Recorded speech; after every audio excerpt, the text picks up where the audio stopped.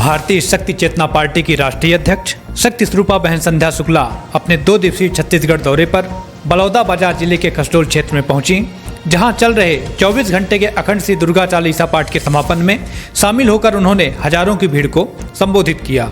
छत्तीसगढ़ प्रवास के दौरान राष्ट्रीय अध्यक्ष ने राज्य की प्राचीन धार्मिक स्थल शिवरी नारायण एवं लक्ष्मणेश्वर महादेव मंदिर में पूजन अर्चन कर आशीर्वाद लिया, जिसमें पार्टी के राष्ट्रीय उपाध्यक्ष सिद्धाश्रम रत्न सौरभ द्विवेदी भी उपस्थित रहे। राष्ट्रीय अध्यक्ष के आगमन पर कसडोल क्षेत्र के कार्यकर्ताओं ने लंबी कतारों में नशा विरोधी नारों के माध्यम से फूल मालाओं एवं गाजे बाजे के साथ राष्ट्रीय अध्यक्ष का भव्य स्वागत किया।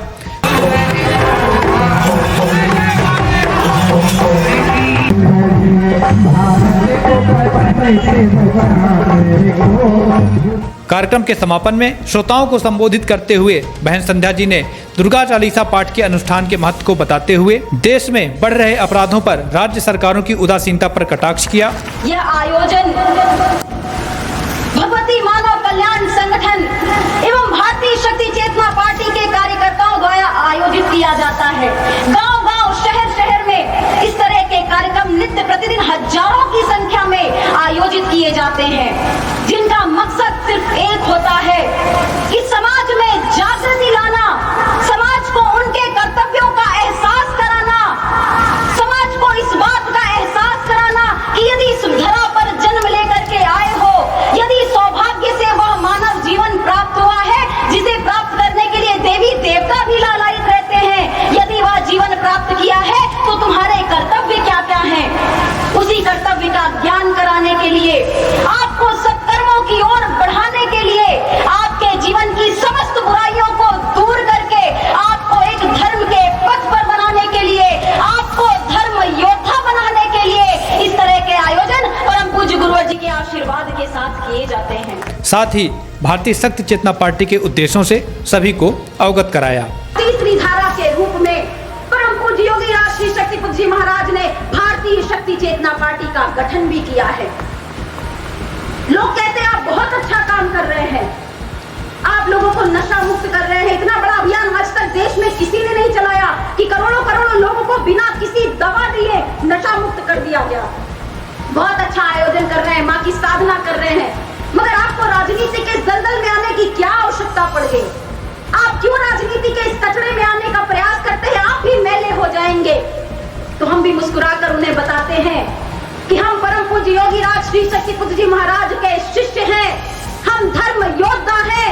निश्चित रूप से राजनीति गंदी हो चुकी है, निश्चित रूप से राजनीति का स्तर गिरता चला जा रहा है, निश्चित रूप से राजनीति एक कीचड़ का दलदल बन चुकी है, मगर हमने भी धर्म योद्धा बन के यह ठाना है कि जब तक राजनीति से इस गंदगी को साफ नहीं कर लेंगे तब तक संघर्ष पथ पर सदैव आगे बढ़ते चले जाएंगे। आज चुनाव के समय मुद्दे बनते हैं, वोट मांगने के लिए जाति के नाम पर वोट मांगेंगे, धर्म के नाम पर वोट मांगेंगे, गाय के नाम पे वोट मांगेंगे, समाज के नाम पर, गांव के नाम पर वोट मांगेंगे। मगर आजादी के इतने वर्षों बाद भी आज वही मुद्दे उसी तरह से कोने में पड़े हुए हैं।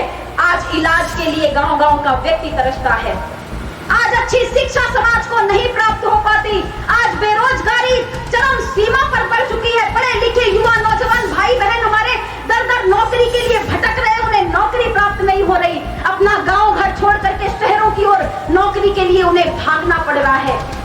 महिलाओं के ऊपर अत्याचार नित्य प्रतिदिन बढ़ते चले जा रहे हैं। एक भी दिन ऐसा नहीं जाता कि अखबार और टीवी चैनल उठा करके देखो और किसी न किसी महिला के साथ कोई दुष्कर्म ना हुआ हो, मगर सब कुछ वैसा का वैसा चलता चला जा रहा है। समाज को मूलभूत सुविधाएं गांव-गांव, घरों-घरों तक पहुंचाने के लिए भारतीय शक्ति चेतना पार्टी का गठन किया गया है और हमें पूरा विश्वास है जिस हिसाब से हमें जनता का समर्थन प्राप्त होता है, जिस हिसाब से लोग हमारे साथ जुड़ते चले जा रहे हैं, वह दिन दूर नहीं जब भारतीय शक्ति चेतना पार्टी आपके छत्तीसगढ़ में भी एक दिन शासन में आएगी और आते ही आपके छत्तीसगढ़ को पूर्ण नशा मुक्त घोषित करेगी। इसके बाद पार्टी के राष्ट्रीय उपाध्यक्ष ने नशा मुक्ति के प्रभावों की व्यापक रूप से चर्चा करते हुए छत्तीसगढ़ राज्य में गौवंश की रक्षा के लिए पार्टी द्वारा बड़े स्तर पर राज्य सरकार को ज्ञापन सौंपने की बात कही। आपका आश्रम है गुरु जी का, वहाँ भी रोज 200-400 लोग नशा मुक्त होते हैं, और आपने पार्टी बनाई वो भी नशा मुक्ति की बात करती है। तो ऐसा क्या कर दिया नशा मुक्त अगर किसी को कर दिया? तो हमने कहा कि भाई हम नशा मुक्त करते हैं, और जैसे ही नशा मुक्त करते हैं वैसे ही उसके घर में जो लड़ाई झगड़ा कलह होता है वो भी ठीक हो जाता है। बोले उससे क्या हुआ?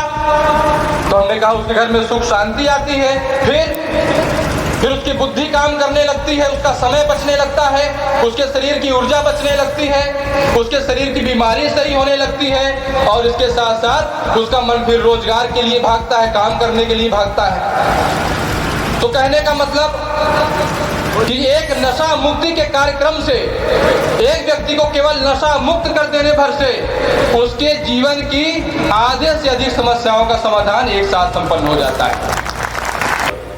पूरे छत्तीसगढ़ के आधे से अधिक जिले में, उन जिले के आधे से अधिक गांवों में कम से कम नहीं तो 2 लाख से अधिक लोगों को अब तक छत्तीसगढ़ में भगवती मानव कल्याण संगठन और भारतीय शक्ति चेतना पार्टी ने पूर्ण नशा मुक्त जीवन दिलाने का कार्य किया है। कोई नहीं कर सकता, चाहे कोई धार्मिक संस्थाएं बता दें, सामाजिक कार्यकर्ता बता दें, कोई राजनीतिक पार्टी बता दे। राजनीतिक पार्टियां तो शराब के ठेके देती हैं, बेचारे मजबूर हैं, कहते हैं हम पिलाएंगे नहीं तो हमको वोट नहीं मिलेगा, और हम कहते हैं कि हमने बिठाना है कि हम वोट लेंगे और नशा मुक्त करके वोट लेंगे और नशा मुक्ति के लिए वोट लेंगे। संगठन हर उस समस्या के लिए, पार्टी हर उस समस्या के लिए आवाज उठाती है जो एक जन सामान्य से जुड़ा हुआ मुद्दा है। अभी 19 तारीख को पूरे छत्तीसगढ़ में गौ के लिए भगवती मानव कल्याण संगठन और भारतीय शक्ति चेतना पार्टी के लिए ऐसा आंदोलनात्मक कार्यक्रम होगा जो पूरे भारत देश में आज तक कहीं भी नहीं हुआ है, किसी भी संस्था या पार्टी के द्वारा नहीं हुआ।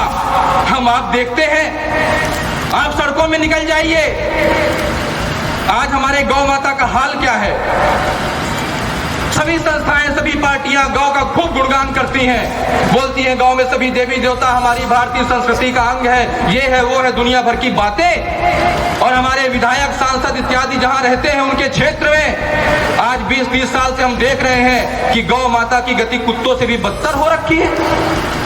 लोग भी एक तो नहीं मान रहे, लोग भी स्वार्थ परक हो गए। जैसी राज सत्ता होती है वैसी जन भावना होती है। हमारे धर्म ग्रंथों में लिखा है, यथा राजा तथा प्रजा, जैसा राजा होगा वैसा सेवक होगा, वैसी जनता होगी। तो लोगों का बहुत दोष नहीं है, यह राजा का कर्तव्य है, जनसेवक का कर्तव्य है कि उसके भूभाग में रहने वाले लोगों का जीवन कैसा होता है, उसके भूभाग में रहने वाले जीव जंतु और प्राणियों का जीवन कैसा होता है, राजा तय करता है, उसके कर्म तय करते हैं।